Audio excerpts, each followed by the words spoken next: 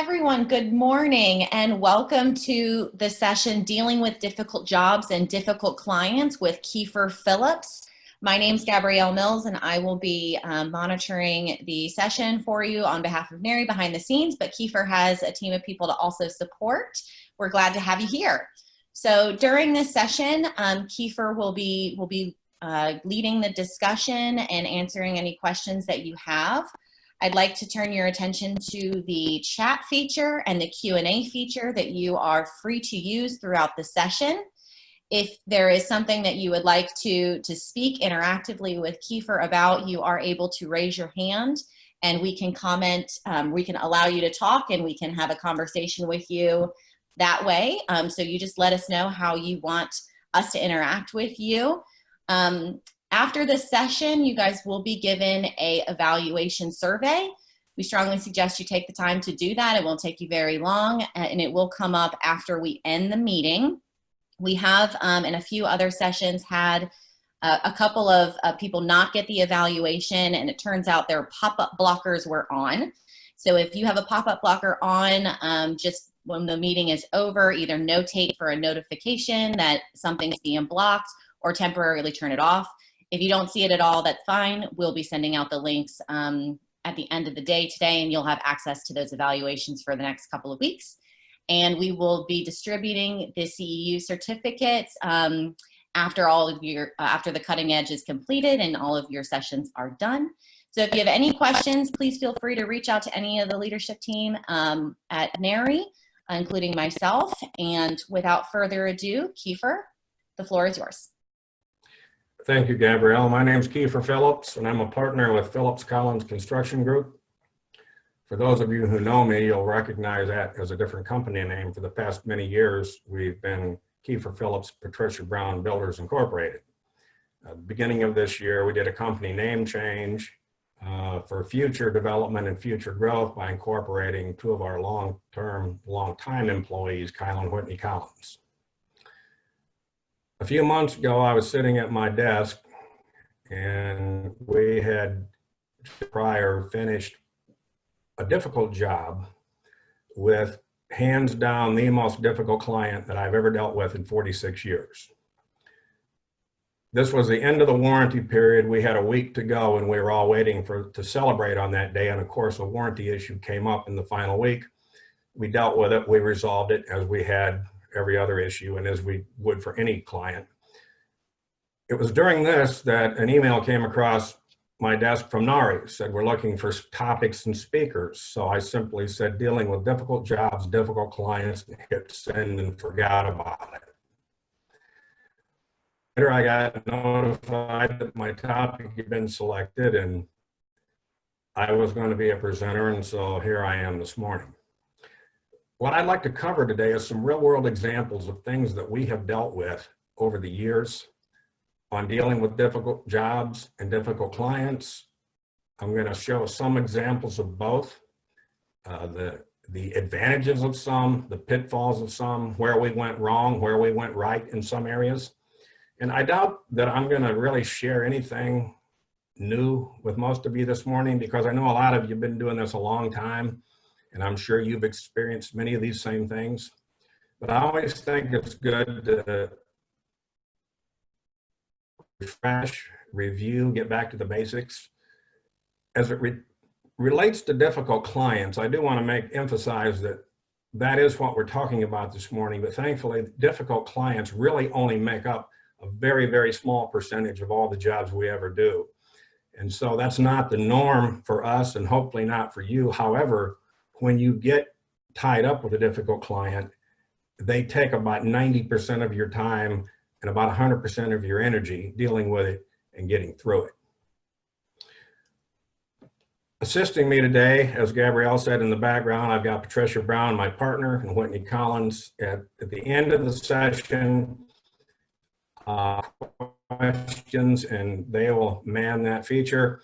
And I would also just like to note that Whitney is the newest member of our team who is a licensed builder. She passed the exam yesterday and is now a licensed builder.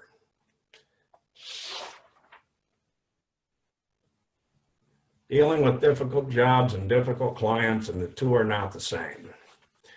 I'd like to start by sharing a story with you of what I consider my first difficult job. And I've looked back on this at many times over the years as I've gone on to take on greater and greater challenges as they came up. It was in the early 70s. I was a young man. I had just come out of an apprenticeship program, carpentry, cabinet maker, and I knew everything there was to know. I was confident of that. And I discovered something called commercial millwork, high-end millwork. I didn't know such thing existed. And it was just heaven to me. So I got a job in downtown Toledo, Ohio at the Hunter Building Corporation. I showed up with my toolbox. They showed me my bench. I set my tools down. They handed me a broom and I began to sweep floors. So I swept floors for a couple weeks. They came by one day and said, "You think you can build a cube?" Well, a cube is a four-sided box with a top. There's hundreds of them in department stores, if not thousands. And so I set about building cubes. After I had perfected that, they came by and said, "Have you ever built a desk?" I said, "Yes, I have." Well, that was not an entirely true statement, but I figured a desk couldn't be that far different than a cube. And so it was a small library desk and all the other skilled craftsmen were busy. So I set about building a desk. It came out wonderful, but when I got ready to send it to the laminate department like we did the cubes, they said, "No, the builders in the custom department laminate their own." So at the time, it was all Formica. I applied the Formica to the desk, cleaned it up. It was beautiful. I sent it off. About a week later, when I was back sweeping floors, the desks showed back up on a truck and all the laminate had fallen off. And I don't mean the laminate had come loose. I mean it had fallen off. It was stacked as neatly as before I applied it to the desk. And so we stood around the desk with my boss, the 3M glue rep, scratching their head. So I scratched mine and they had never seen anything like it. So they determined the only thing that could have been was bad glue, 5-gallon bucket of contact cement, and new Formica. I was charged to relaminate the desk. And almost as an afterthought, as my boss was walking away, he turned back to me and said, "Be sure and roll it really good." I said, "Okay." You see, I didn't know you had to roll plastic laminate after you'd applied it. Actually, 50 pounds of pressure per square inch for it to adhere. So I rolled it really good. And I can tell you if that desk is in existence anywhere today, the laminate is still stuck to it. Now, the lesson I took from that, as I look back on it, I was confident I could do the job, and I did. I built the desk, and I felt like while there were things I hadn't done, there was nothing that I really couldn't do on it. The problem was that I didn't know what I didn't know. And so as I progressed in the future and we look at different jobs and as we approach things, we're never afraid to do something we've never done before, because I know I can get good counsel, I can get good advice. There's engineers, there's architects, there's consultants, but my concern is, and the thing I always try to be most aware of, is that there could be something that I don't know, and consequently I wouldn't ask the question. What is a difficult job? And difficult may not even really be the right word. It's just what I'm going to use here today for this discussion. A challenging job, many of them, we look at them as fun. And every organization has their own definition of what would constitute. What's difficult for us may not be difficult for you at all. So I just want to look at a few things that we consider to be difficult, or what would make a job difficult or challenging, and some other things that I've garnered from other people. A second story addition. About 3 years ago, I was in an RE cutting edge event when we were all sitting in the same room, and there was a gentleman in there. I don't know him, didn't know him then, I don't know him now, and so I only comment on this as an observation, that I was in 3 sessions with him, and in each one of those sessions, he made the point, he found an opportunity to make the point that he and his company did second story additions. Well, I thought that was interesting, because to me, that's remodeling. If you do remodeling, you do second story additions. But for him, that was clearly a badge of honor, or something that set him apart from his peers, that they did second story additions. Some other things that could fall into that would be whole house renovation, work site with limited or no access, increasing the basement ceiling height. I'll have an example of that later in here. There's only two ways to do that: raise the house or lower the floor. House window replacement, and I don't mean like window world. I mean taking out a window, putting in a quality window, the entire unit, extensive site work, a job that might have very detailed plans and specifications if that's not something you're used to, a job that has extensive structural work, high-rise condo. If you have not worked in high-rise condo, which is very commercial in nature, that's a whole nother beast all of its own. A project where no matter how extensive it is, the homeowner will not move out, or something that you have not done before. So all of those are a few of the things I've come up with that we would say is challenging, or that people might view as being a difficult job, especially if you have not done it before. What is a difficult client? It's a little bit easier to define. A difficult client is a difficult client. I'd like to start with demanding, because all of our clients are demanding, so we don't necessarily consider demanding to be difficult. I guess it depends on how you demand what you want, but all of our clients are demanding. Many of them have unrealistic expectations, but I put those on here anyways. I guess it depends on how unrealistic the expectations are. We've had clients that are simply not truthful. They're disingenuous and sometimes simply lie. And once we realize that, you know what you're dealing with, and so we take the necessary steps to protect ourselves. We'll get into a little bit more of that later. Someone who micromanages, who questions everything you do, every day, everything. This one's one that comes about lately. They hired you, but they know more than you based on their friends and the internet. They will hire you as their builder, and then they will go seek out a builder friend to ask them everything you should be doing so they can tell you how to do it.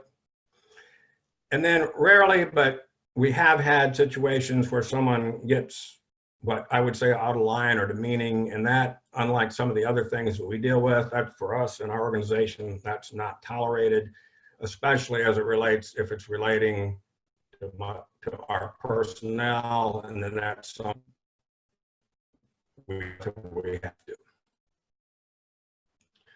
The difficult client. Option one, avoid them.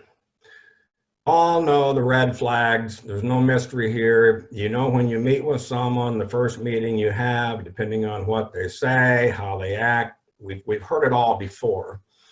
And so when the red flags appear, you have to decide, am I going to continue down this road because I know what it's going to be? I will say for us, and I suspect you, however, it is always very difficult to say no to a job, especially a big job. So even with all the red flags, you have to evaluate, do I want to do this, or is this one that we should walk away from? Option two, now you're committed. We've had some clients who are very good at hiding the fact early on that they were going to be a difficult client, and we weren't aware of it until we got into the situation. I was just in a session with an attorney who covered some of these items actually, and so some of this is important before you find yourself in the situation. That's to have a strong contract, a well-worded contract to protect you. I would say 9 out of 10, I would say 1 out of 20 jobs we do, we put the contract in the drawer and we never get it out again once it's signed. Very rarely do we ever have to go back and reference the contract. Have a clearly defined detailed scope of work and specifications. Again, whether you know you're getting into a difficult client or not, have that in place.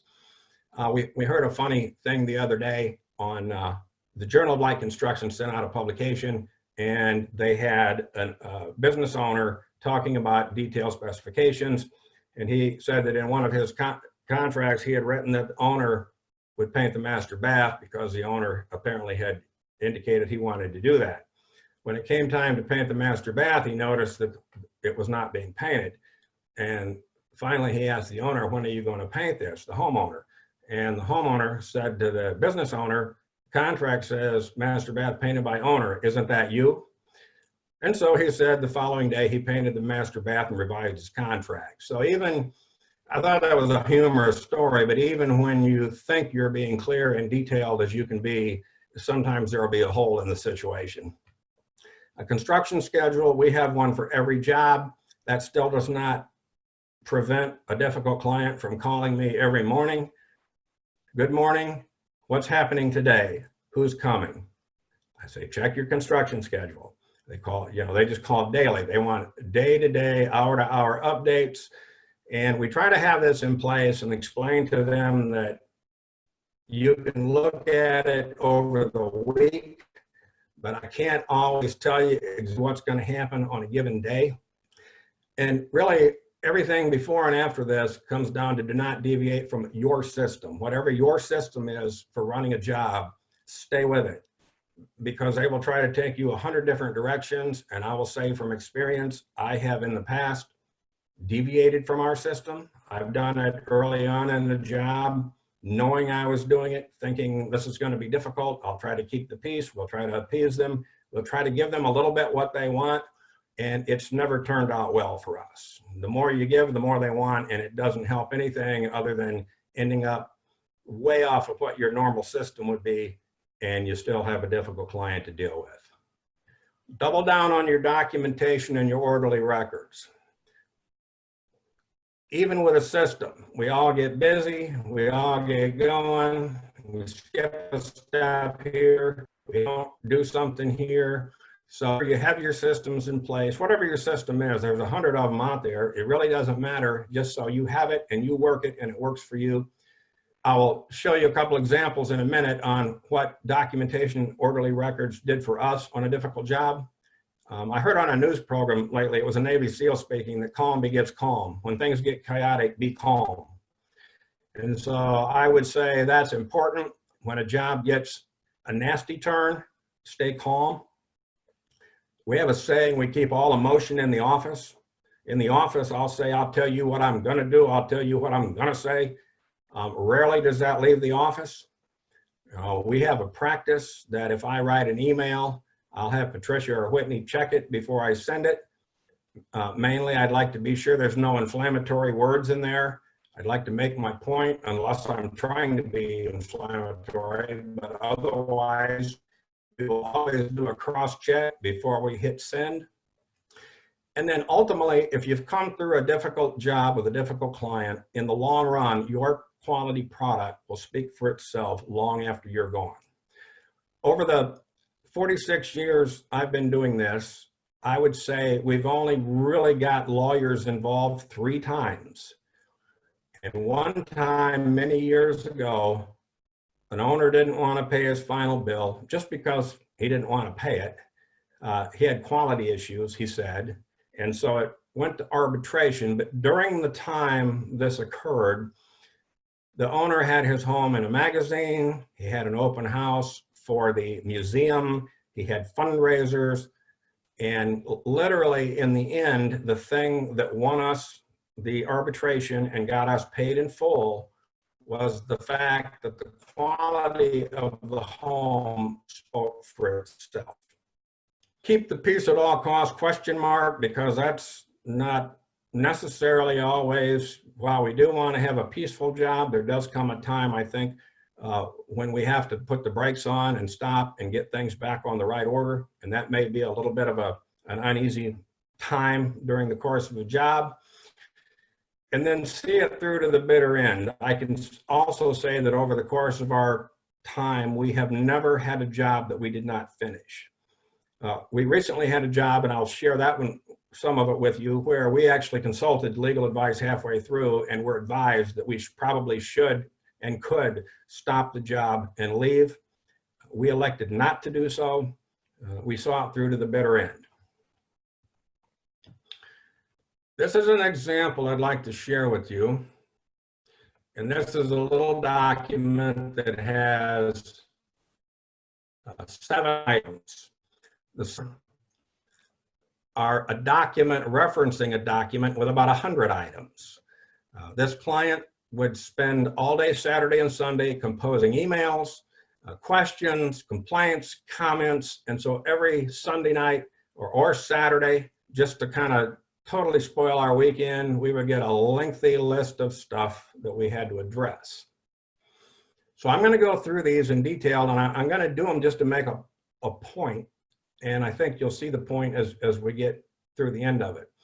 So the first part of this is the owner's comment. One item discussed was the pile of residual concrete dumped in the back corner of the lot. Please see photo below. My response, we will have this removed. His reply, okay, please do. Okay would have sufficed, but now this was a 3-acre building site. We can't get people to walk 10 feet to throw something in the dumpster, so I can almost promise you nobody walked 3 acres and put these 3 pieces of concrete in the back corner by the fence. It was clear that when my superintendent looked at it, from a prior renovation, the fence had been replaced, and these were the old fence post pilings that had been piled there. The middle one, the size of a football. But even at this juncture in the project, as legalistic as things had become, if there was a question or an issue that I could deal with that wasn't time consuming or costly, I just said do it. So my reply, we'll have this removed. Item 2 on this list, images of problem spots on the driveway that were missed by prior power wash or appeared subsequent to the power wash. My reply, the driveway has been pressure washed twice. Once on February 13th, again on March 12th. Note, I didn't just tell him it had been pressure washed. I referenced the days and the dates that it was pressure washed for which we had accurate records of. Any remaining stains are subsequent to this or will not come up. See contract page 5, section 16B. Our contract clearly states that while we will take every precaution we can on a major project, you will have possibly some driveway wear and tear. You'll notice in this instance, the wear and tear is virtually, it's minimal. His reply, pressure wash was arranged during or subsequent pressure washing, the owner will address, subject to agreement of other items, meaning it's still a negotiation. There are 2 more of the spots on the driveway. Now, I also want to point out when you look at the dollar amounts that are being questioned or referenced here, this was over a $1.5 million job. And so item 4, for blank invoice from 2/10/19, there was an invoice for $8,700, budgets for new areas. What new areas are these? The dining room should not have been in addition to the significant the scope of work. Significant rework was necessary due to butler pantry relocation, which never changed. Only added areas were playroom and garage. Garage was a small scope. My response, as per the previously submitted spreadsheet, which was submitted in detail, the $8,700 references the basement new areas. So this was the original scope, the new areas of work which we originally agreed to do, which was included in the original scope of work. The term new areas is just to represent the remodel of the basement in which new areas were created. There were several other areas that were added to the original scope of work. Mid-December, Keiffer identified that numerous rooms such as the music room, the dining room, ceiling and trim, waxing, additional woodwork in the basement, main floor laundry, stair pickets, rails, upstairs playroom were added. It actually turned into an entire whole house paint inside and out. On Thursday, December 14th at the weekly meeting, again referencing a specific time and date, the areas were reviewed with Mrs. Homeowner on site to be sure all of the new areas were covered. Whitney sent an Excel spreadsheet documenting all changes, along with the weekly reports sent on Friday, January 18th, 2019, and again on Friday, March 22nd, with subsequent revisions. Owner's reply, okay. The next one was an invoice from Atlanta Specialty Millwork. It had said rework. Why the rework and how much money? I explained this was a rework for Atlanta Specialty Millwork, as they originally fabricated the door and jamb with standard hinges. It was subsequently changed to sauce hinges when the decision was made to make this a concealed door with nickel gap cladding. Response, okay. The next one is on a couple of gutters. I won't go into that one, but you can see his response after my explanation was okay. And then the last one, the electrical, kind of epitomizes the communication that went on this job for the entire year that we were there. Electrical, 8218, we were charged $150. Remember, this was a $1.5 million job. $75 for under-counter refrigerator, $75 for under-counter ice maker. This was for outdoor appliances. Per 4/23/2018 quote, the under-counter refrigerator is clearly noted as removed from proposal in all caps as a result of multiple electrical walkthroughs with owners, since the basement kitchen would have these appliances in close proximity. Request credit from electrician for $150. My reply, circuits were originally pulled to this location during rough-in to accommodate under-counter refrigerator, under-counter ice maker, grill, and requirements to the island. The under-counter refrigerator and ice maker were deleted, as well as the island. In an email dated July 26, 2018 from blank page 2, item C, utility plan, we would like several GFI duplex outdoor water resistant outlets located in the base units. The circuits that were originally pulled were used for these outlets. No credit to be issued. His reply, this one we got more than just an okay. Okay, regarding no need for credit, however, the rationale behind the establishment of the electrical lines continues to shift. Jones' instructions were not known at the time of the installation, and the incorrect plans were being followed by the electricians. Thankfully, all seems to have worked out in the end with the lines being put to use. Now, I only share that document just to show when you get tied in with a difficult client, it sucks the soul out of your day when you have to deal with this, and you have to deal with it now. You have to do it in writing, and you have to do it. We do it. What we did show, however, is while on certain documents, they would literally spend, because they told us, an entire Saturday and Sunday preparing the email to send us, that we were able on Monday morning, because of our records and documentation, to respond within about an hour. And you'll notice one thing here, that of all the money asked to be given, or all the credits, that none were, and he agreed to all of them. Now, rather than leave that taste in your mouth, this was another difficult job that we had, and we had been done for 3 or 4 months here, and on a Tuesday, I got this email. Said, I wanted to drop you a note, let you know how much we're enjoying the great work that you and Patricia did for us. We are now approaching a time of year, the fall, where we can thoroughly enjoy the outdoor living room. We are looking forward to that. We had a few bumps during the construction process. He acknowledges that. We had some difficult times, but we, all of us, worked through those and ended up with a great result. Thank you for all that you both did for us. I can never provide a reference if you want to have someone come see the work, and we use them for references. We've sent many people there to see their job.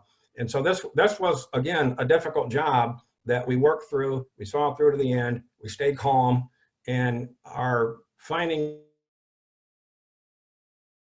if you always conduct yourself appropriately, that in the long run, it'll come back and pay off for you. Having dealt with that, I want to touch on now and just show you a few of the difficult jobs we've worked on and what made them difficult for us, some of the things we encountered, and how we dealt with what we encountered. This was the second slide we started with, and this is a job we did, and I left the list up there because this particular job hit on 1, 2, 3, 4, 5, 6, 7 of the items on the list. It was a second story addition. It was a whole house renovation. It was a work lot site with limited to no access. It was a whole house window replacement, extensive site work, very detailed plans, and extensive structural work.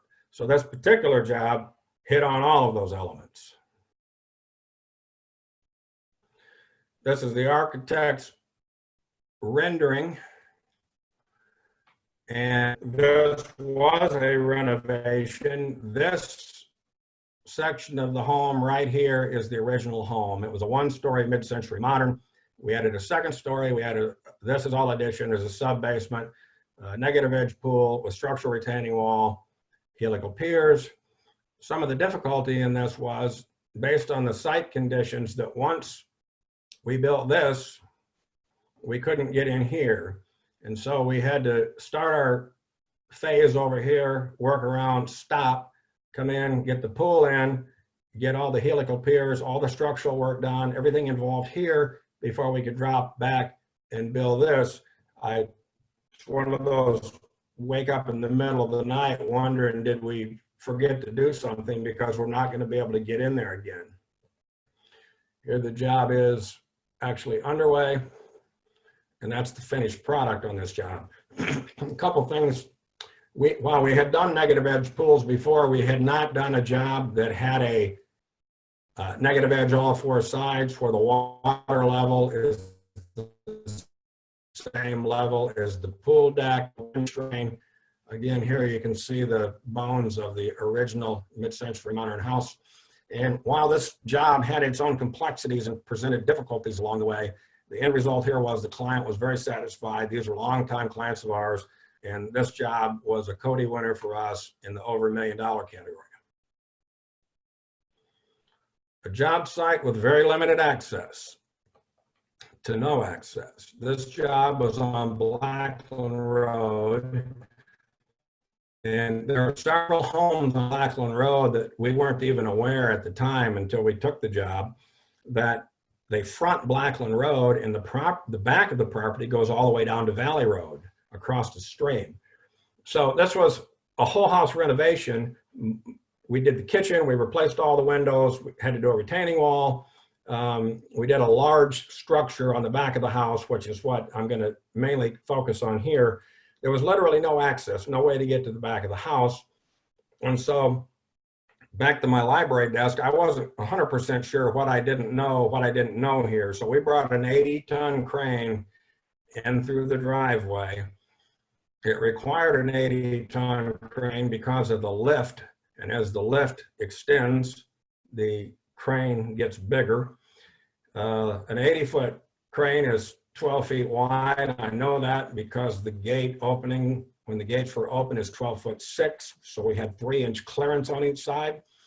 I also learned during the process of this early on that the first two crane companies I called will not lift over a structure.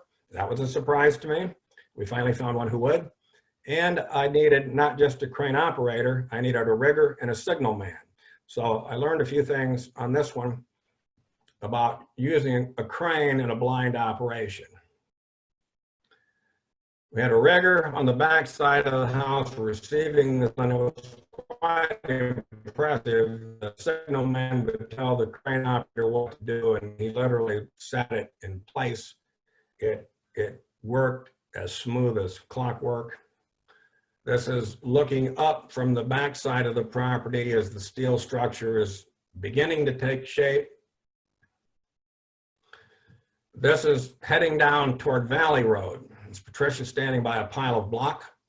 Every item that was not lifted over the house with the crane was carried up from Valley Road. We call this job on our website, we call it over the river and through the woods. When you left Valley Road, you walk through a path, you cross a hill, and then a house. And so every single item, including the block you see here, was hand carried. I've told people I think it's probably as close as I'll come to direct building of a pyramid as I'll ever come. But everything was carried up by hand. The steel actually had a concrete deck on it, and we did that from the front of the house. We built a tunnel, a plywood tunnel through the main and pumped concrete through the house. So we lifted the steel over the house, We pumped the concrete through the house, and everything else came up over the river and through the woods. This is the backside of it when it's nearing completion. It's one of the largest fireplaces we've ever built just because of the elevation and the grade. It was almost 4 stories tall. Again, every single stone hand tooled and carried up the hill. This is the porch before, and that's the finished product. You'll see the amount of fireplace you actually see up here gives you the idea of how quickly this dropped off on the back side. Again, this was a very difficult project logistically, because you couldn't get back there. Again, for us, it was challenging, it was fun. We are very happy with the result, and this was another Cody Award project for us. Now, this one's a little bit different. This one I call glass railing with concealed railing and attachments. This is not something that we had not done before. However, this is something we had not self-performed before. This was the renovation on an architect's home. He was a commercial architect and a developer. This was phase 3 of a project. We had renovated his entire first level the prior year and did some other incidental work, and now we were renovating the entire upper level of his personal home. We actually became personal friends on the job. And so midway through the job, he said, hey, I think I want to put a glass railing on all the stairs and the catwalk and the railings upstairs. Well, it was a pretty significant change midway. And so we had some glass contractors out, and we heard all the reasons they couldn't do it, or the ones who could do it didn't want to do it, or the ones who were willing to do it, their pricing was just unbelievably high. And so after a bit of this, I said, hey, why don't we just do it? And so he owned an engineering firm as well as an architectural firm. And so I said, I'll draw the bracket out and you get it engineered. And I had a very good carpenter on site. I said, it's just aluminum. A carpenter can work with aluminum as well as wood. We'll self-perform everything but the glass contractor. And so that's what we did. There's one of the brackets. And of course, since all the joists vary in height and width, every single one of these tabs were put on by a specific fill dimension. So when we notched them out, they would lay alongside the joist and on top of the joist. And our fastenings were done by the specifications of his engineering firm. We then attached the structural glass shoe to our new structural bracket, filled back in on the subfloor, and we were almost at that point ready for the glass contractor to come in. It got a little bit more complex when I came down the stairs, but the same principle applied, and my finish carpenter cut all the aluminum pieces and applied them to the structural shoe that we had fabricated. This is the railing before, and then that's the finished product of the railing after. You can see how seamless the glass goes into the floor. The hardwood comes up to here. The drywall comes around. And then that's where it turned down the stairway. Again, this was difficult and challenging because we're not a glass contractor, but we took on the challenge. We thought we could do it. We did. It came out very well. The owner was very happy. We did it for half the money, literally half of any of the quotes we had from our glass contractors.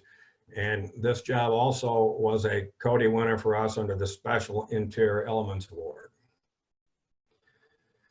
I mentioned this one earlier. This is a job where we wanted to increase the basement ceiling height. And there's only 2 ways to do it: raise the house or lower the floor. This was a large home. Raising the house was not practical.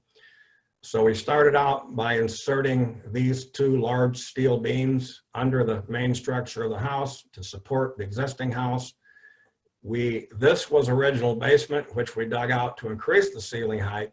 areas back in here were crawl spaces, which we dug out to make basement.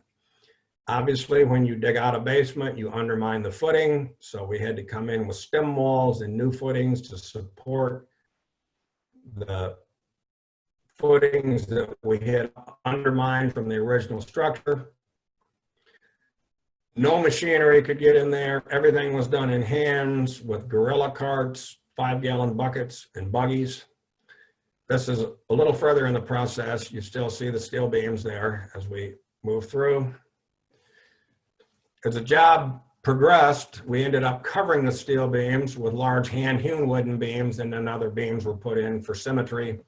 An iron window that looks out onto the pool. The whole purpose of this was for the owner to be able to use their pool and have an entertaining area without feeling like they were cramped and stuck in a basement. This is a view up above. Again, you see the hand-hewn beams where the beams were put in. You can see the area that was dug out where we made a higher basement. An area that was crawl space was now a basement. It's just another view showing the differential in floor heights. This is the before that we started, and that's the after. Again, utilizing this whole section of house now, allowing them to have access to their pool deck. This is still an in-process photo. Also mentioned one where the client won't move out. Well, we had a job here. It was a whole house renovation, upper and lower, and swimming pool out back. And I'm mainly going to focus on the fact that the client wouldn't move out. So while we renovated the first floor, they lived upstairs. And when we finished that, they moved downstairs. We erected this scaffolding, and there's not one thing that went into this entire upstairs renovation, with the exception of the bathtub, which was carried in through the main entrance. Everything else, drywall, everything came through this door. All of our employees would come and go that way. Homeowners lived on the first floor.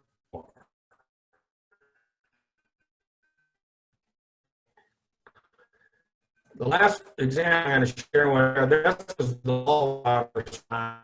I have the distinct privilege of being able to work on this home. And yes.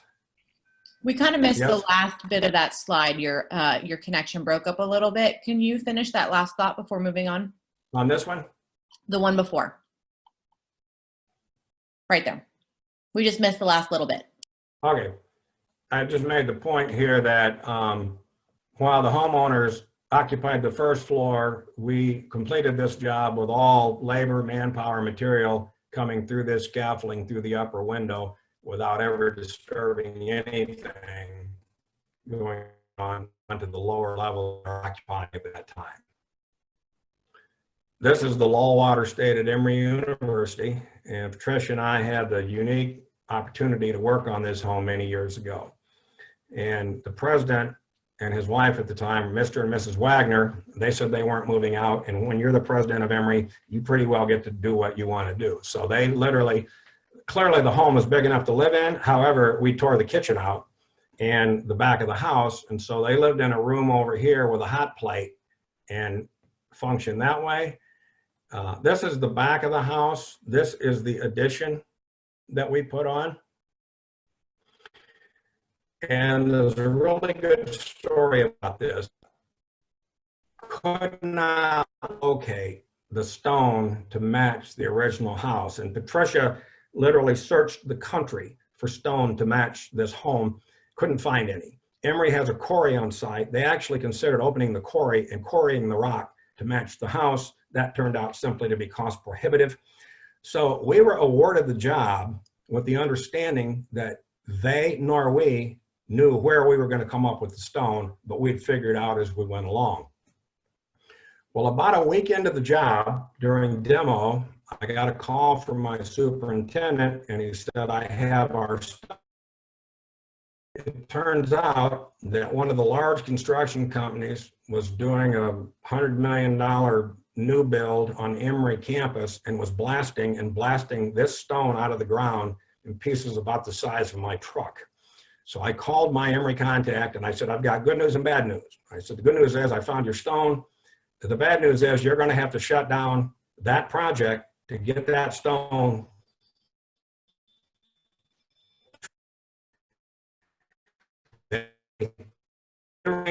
have that stone transported to their facility over on Briarcliff Road, and we hand tooled it over there, tooled it into a usable, manageable size, and from there we moved it over to the job site, ended up installing it in this, and that was the finished result.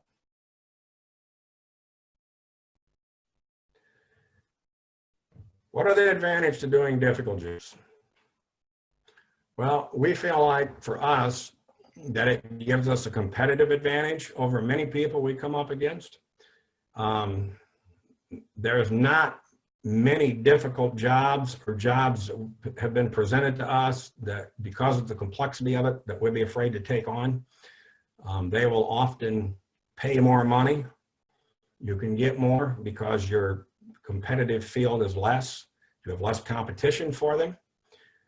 We feel it helps build a very strong resume.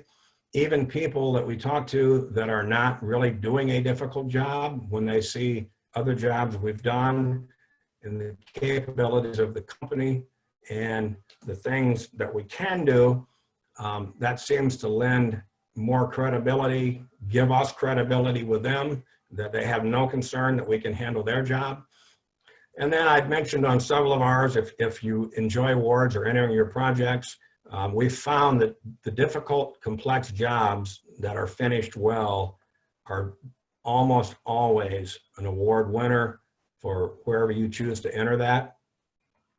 The last one, you'll always learn something. And like I said, I always harken back to my library desk when we take on something like this to ask myself, what is it that I don't know that I don't know? And we love taking on jobs like the glass railing. I had never done that specific thing before. And so it was fun to do. It was challenging. I literally went out and measured all the joists, did my own field measurements, drew the bracket. I don't typically do that, but it was something we were into. The owner then took my information, sent it to his engineering firm. And so it was a bit of camaraderie between myself and the owner. And again, I think it turned out to have a very nice result. What are the advantages of dealing with difficult clients? I can't think of one. Like I said, we try to avoid getting in that situation if at all possible. And, you know, I will, honestly speaking, we've seen red flags and evaluated it and said, yeah, we know this is going to be difficult, but let's do it anyways. And so, you know, that's a decision you make. But as the busier we are and the older I get, the less inclined I am to deal with somebody that I have to get up every Monday morning and write extensive emails of the sort that I feel like they're going to be read again someday by somebody, whether in arbitration or court or otherwise. And so I don't really see an advantage to dealing with a difficult client. That's my cell phone and my email address. If anybody would like to follow up with me after, I don't know, comments or have any stories of your own to share. Patricia, if there's any questions or comments, or if anybody would like to share a situation they've had, we can do it now.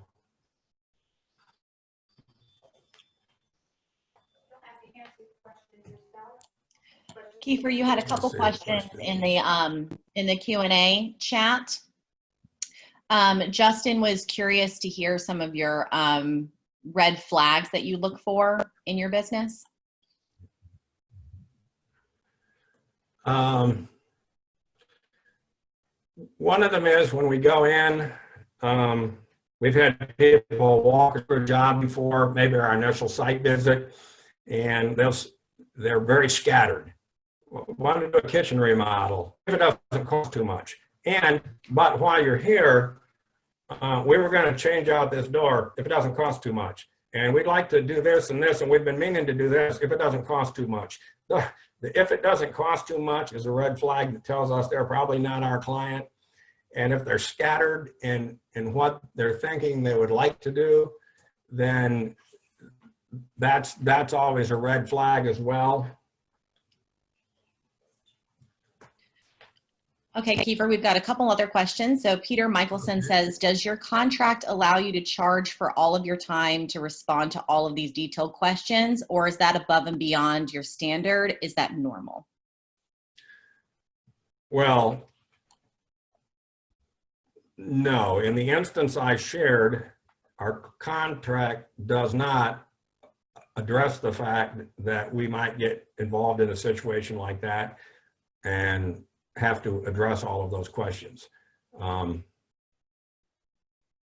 Again, that was a large job, and so as it progressed and as we deviated some from our own schedule and from our own things, then we ended up feeling like that we needed to address those in a format, in a very legalistic format. All the pleasantries were pretty well gone at that time, and our objective there was to stay calm, finish the job, solve the questions without giving up the money.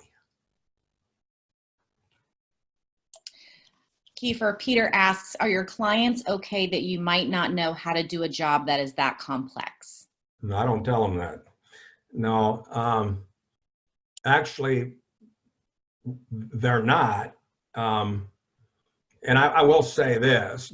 I think you mean the question if it's a simpler job, because we do complex jobs, or because it's a complexity that we've not done before.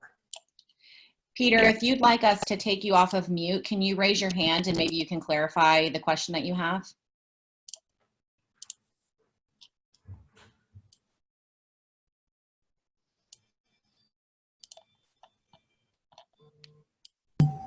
All right.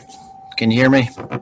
Yes. Yes. Yeah, just, for example, like their glass railing, right? The customer is saying, hey, we like to do a glass railing, and you're thinking, I have no idea how we're going to do this. I mean, I'm sure you can formulate in your head how we can do it, but the customer, to say, oh, yeah, we've done tons of these. We can totally do this.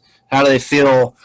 You're doing a complex project and, you want to present that, you're the knowledge expert and can pull it off. Well, in this instance, the owner was an architect, a commercial architect, a developer, and again, he owned an architectural firm, so he was very knowledgeable in his own right.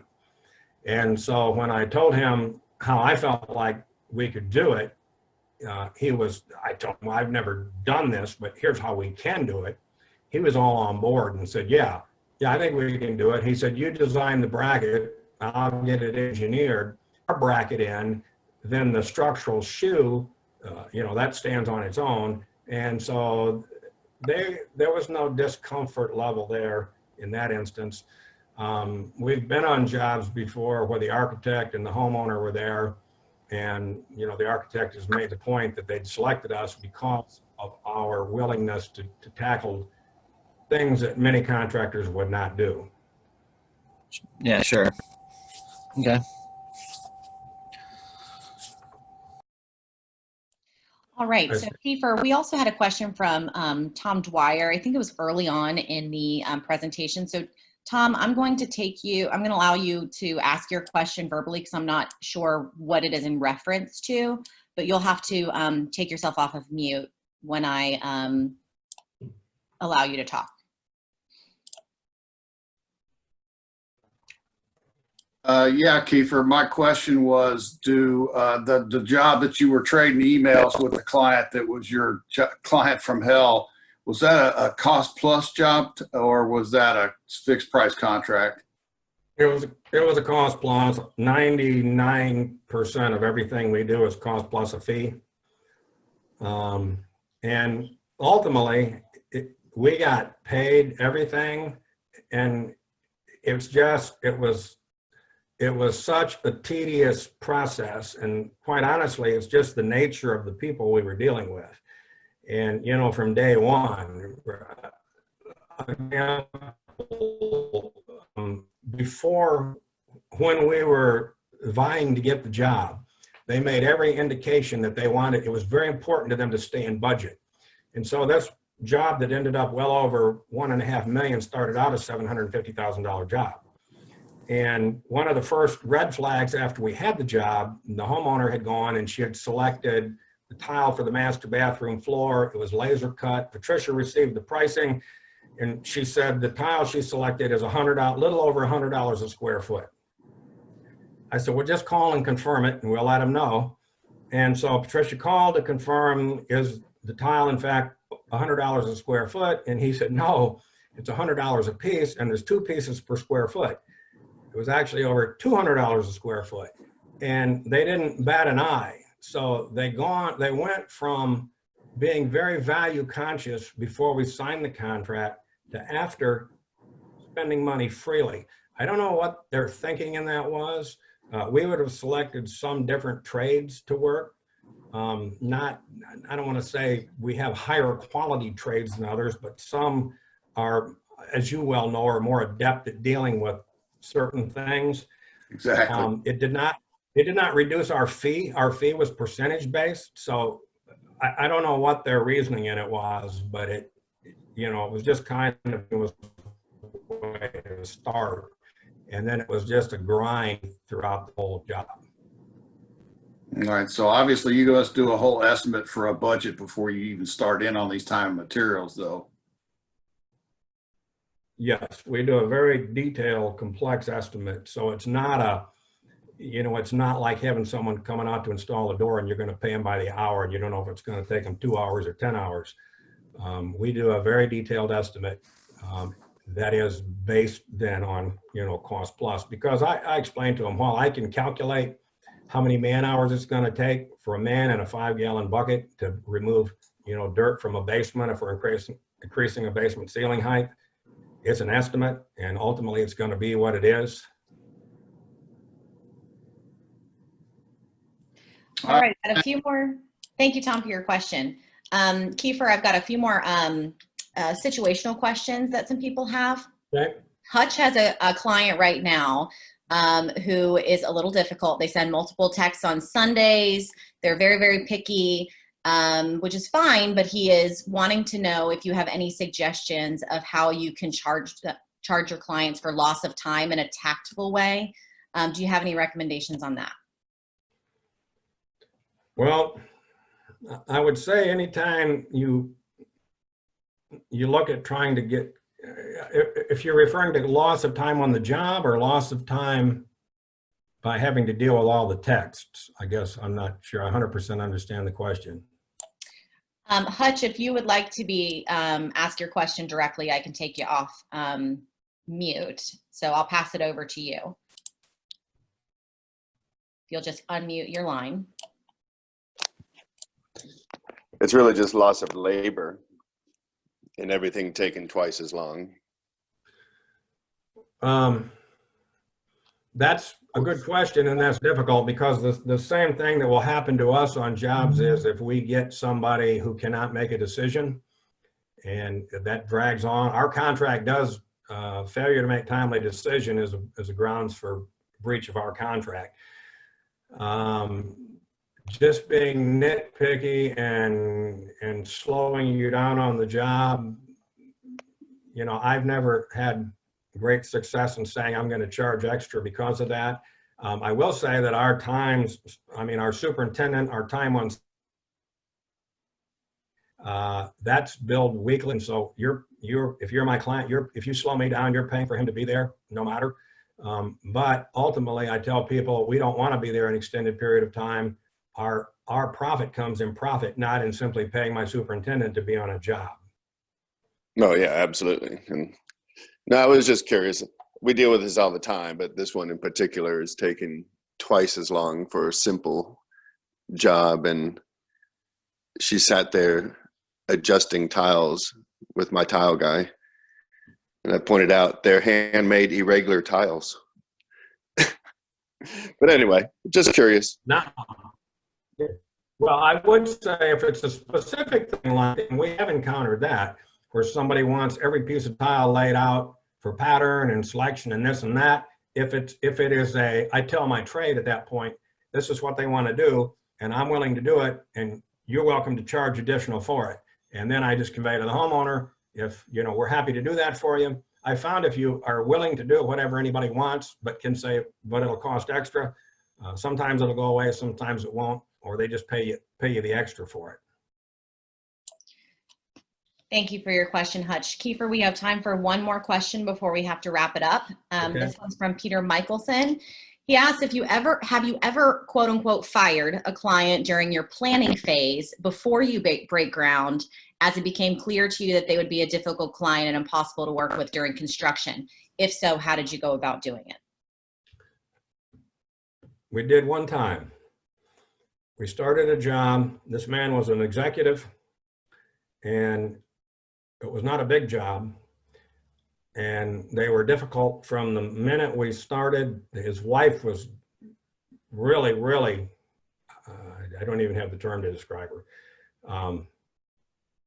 They'd lock the door, unlock the door, let us in, lock the door behind us. I even told my people there at the time, I didn't want anybody in the house alone. I wanted 2 people in there at all times. So it started off that way. We did some demo. She stopped us.